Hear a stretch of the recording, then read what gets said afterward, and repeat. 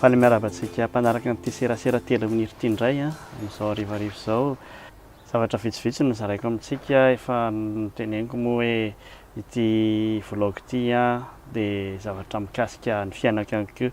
Misy banditako manaraka vitsivitsy mantsy avy any am-piasana dia mila mahafantatra zany hoe mety tsy dia hoe misy dikany sy tsy dia misy resaka firy ity resaka ity fa fitantarana fiainana, fitantarana ny impressionko mikasika ny zavatra manodidina ana rehetrarehetra. Fa zany hoe misy affichage be hoe aza tenitenenina ny zavatra mikasika ny professionnel tsy voatery ho teneniko eto mihitsy. Tsy voatery moa zany fa tena tsy ho tenenina eto mihitsy. Ny zavatra anisan'ny nanaitra tamin'ny tonga taty amin'ny resaka fampianarana. Efa nianatra moa zany mbola kely nanomboka tamin'ny début septembre teo, latsinainy voalohan'ny doha septembre. Dia anisan'ny nanaitra anahy tsy hoe hiderana akory zany na ahoana fa hoe eny ohatran'ny tany Italia dia ny zazakely rehetra dia mila mianatra, zany hoe obligatoire zany iny, tsy maintsy mianatra na ahoana na misy inona problème anao na misy inona dia ny zazakely tsy maintsy mianatra.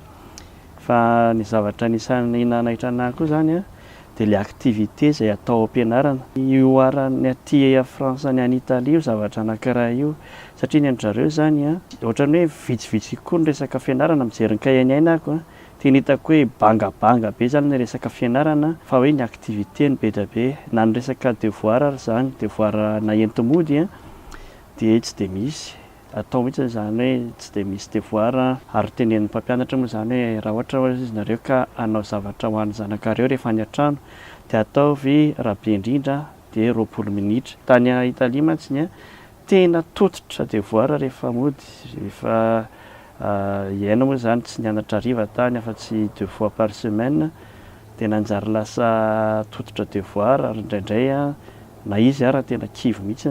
Marina fa hoe tsy mianatra ihany koa izy indraindray kanefa tsy dia betsaka ny devoir satria efa be dia be ilay activité. Ilay activité nefa zany ohatran'ny hoe amoraina ilay izy, amoraina ny eo amin'ny vidiny. Sasany moa zany efa tsy vidim-bola ohatra hoe any am-pianarana efa misy lomano, misy zavatra madinidinika zany izay atao ohatra hoe larobia tontolo zany izy efa tsy manao afa-tsy izay. Maraina izy milomano, amin'ny hariva izy manao ny activité sportive isan-karazany. Hoe amoraina kokoa zany ilay izy mba ahafahan'ilay ankizy mivelatra eo amin'ny lafiny rehetra fa tsy dia hoe eo amin'ny fianarana ihany. Mety misy lafiny tsara izay, misy lafiny ratsy fa ny hitako aloha amin'izao dia hoe omena fahafahana ny ray aman-dreny hanabe ny zanany arak'izay ilany anazy fa omena anazy fotsiny ny possibilité rehetrarehetra. Izany hoe eo no mampatonga an'ilay mahasarotra anazy raha ohatra ka tsy hainao manao anazy hoe manjary malalaka be ilay ankizy dia tsy hitanao intsony hoe aiza ny andefasana azy, inona no atao. Indrindra moa raha hoe miasa daholo ny ray aman-dreny dia tsy hita hoe ahoana zany ny anaovana an'ilay ankizy. Ohatrohatra izay indray zany zavatra anankiray tsy hoe fampitahana ny zavatra niainako tany Italia sy ny zavatra niainanay aty Frantsa akory no hamenoko an'ity vlog ity fa zavatra matsetsatsitra tsy haritra ihany iny. Zany zavatra iainako dia mahafinaritra anahy no mizarana azy aminareo. Zay fa dia mametraka amin'ny veloma antsika rehetra indray. Veloma tompoko.